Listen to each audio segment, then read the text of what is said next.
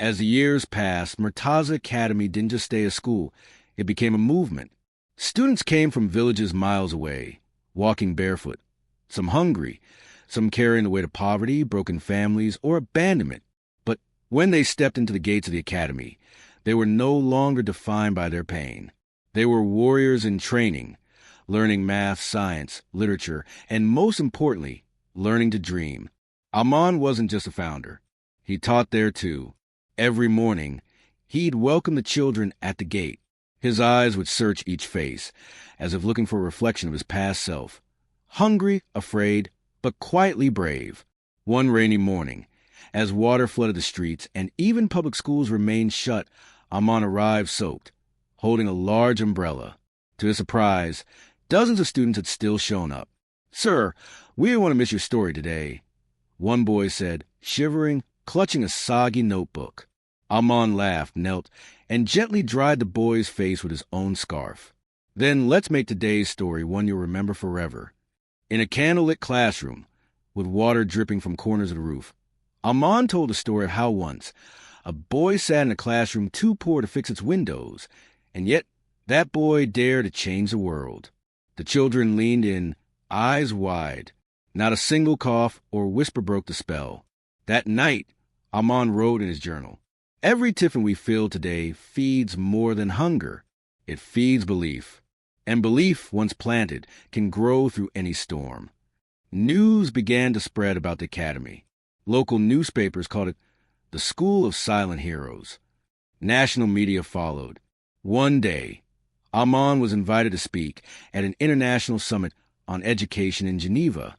He stood among CEOs, ministers, and world leaders, still wearing his simple kurta, still carrying that old tiffin box. He opened his speech with words no one expected. "I didn't come from a school with smart boards or libraries. I came from a home where my father gave up meals so I could eat. Education didn't begin in a classroom for me. It began in a kitchen, with a quiet man who never asked for anything, only that I keep going." The room stood still. When he finished, there was a pause, the kind that only truth can cause, followed by a thunderous applause. People stood. Tears flowed.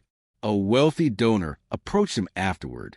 "What would it take to build more Murtaza academies?" she asked. Aman smiled. And soon, branches of the academy began opening across small cities and towns, each carrying the same soul, education, dignity, and a daily warm meal in a steel tiffin. One evening, Aman stood outside the original building, now freshly painted, the name Murtaza Academy glistening in the golden sunset. He looked up and whispered, "We did it, Abba." A soft breeze danced through the leaves, as if someone was listening. From the distance, a little girl ran up to him, one of his students, holding a drawing. "Sir, I drew your story," she said, grinning. He looked down. The drawing showed a boy handing a full tiffin box to a man with tired eyes. Behind him, a school with laughing children. In the sky, a smiling face looking down from the clouds. Aman's eyes welled up. He folded the paper carefully and slipped it inside the old tiffin box, now filled with memories instead of food. Years later, Aman grew older. His beard turned gray, but his fire never faded. One winter, he received an invitation to receive a national honor, the President's Star of Education. He wore the same kurta, held the same tiffin, and when asked for a speech, he walked slowly to the podium and said, "Some people give their children wealth. Mine gave me hunger and belief. I am the man I am because he stayed silent, so I could speak loudly. He stayed hungry, so I could be full of courage, full of purpose. And today, I stand here, not just for myself, but for every child who believes their background defines their future. It doesn't.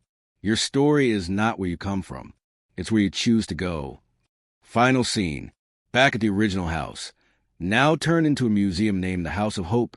The old steel tiffin box is displayed inside a glass case. Thousands visit each year. Students, parents, teachers, dreamers. And beneath it, engraved in gold, a single line reads, "He stayed hungry so I could dream." Aman, it was the kind of morning that carried the scent of warm tea, oil on an iron pan, and the lingering quiet of unspoken sacrifices. In a narrow alleyway of Lahore, where bricks told stories and wires danced above entangled chaos, lived a boy named Aman. He was 14, thin, curious, a dreamer caught between reality and restlessness. His family had little: a rusted ceiling fan, a wooden cupboard with broken door, and a father whose silence was louder than words. His father, Murtaza, was a security guard at a textile factory. He worked night shifts, returned home at 6 a.m., just when Aman would leave for school. Their conversations were like echoes, scattered, half-finished. But there was one constant. Every morning, Aman packed a tiffin box for his father. 3 simple rotis, a little sabzi, and sometimes pickle if they had it. He'd wrap it in an old cloth, place it next to the steel water bottle, and leave for school. Every evening, when Aman returned home, he'd check the box.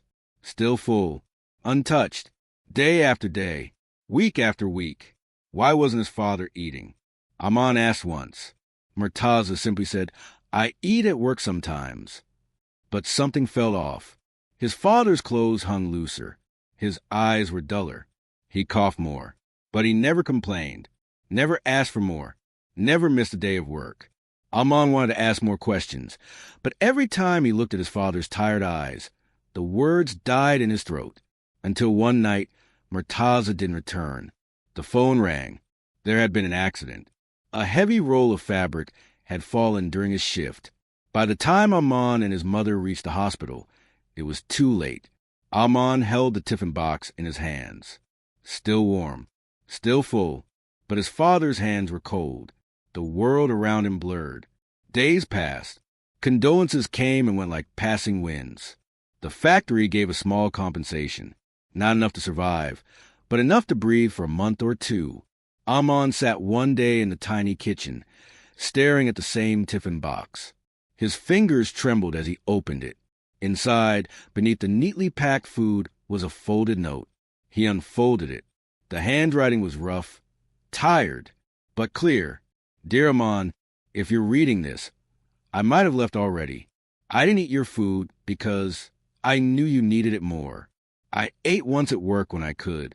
You have dreams in your eyes, Aman, dreams I couldn't chase. But you can. I stayed hungry so you could go to school full. Someday, when you stand on a stage or hold a pen or make your voice heard, remember, your father believed in you. That's enough for a lifetime. Love, Abba." Aman wept that night like never before. His tears didn't just come from grief. They came from guilt, love, and realization. That note changed him. Something inside Aman awakened. He began studying with a new purpose.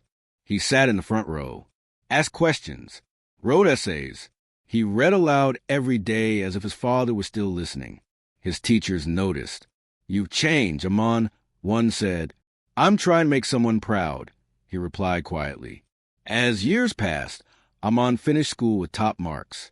But college was expensive. He started tutoring kids after school, just like his father worked nights. He ate once a day, just like him too, but he kept going. One day, he was invited to speak at a local seminar for underprivileged youth. His first speech. Nervous, palms sweating, he held the mic with trembling hands. He told the story of a tiffin box that was always full, and a father who stayed hungry so his son wouldn't have to. The room was silent.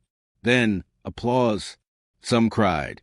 One man from the audience, a local NGO leader, approached him after. "Your words hit me," he said.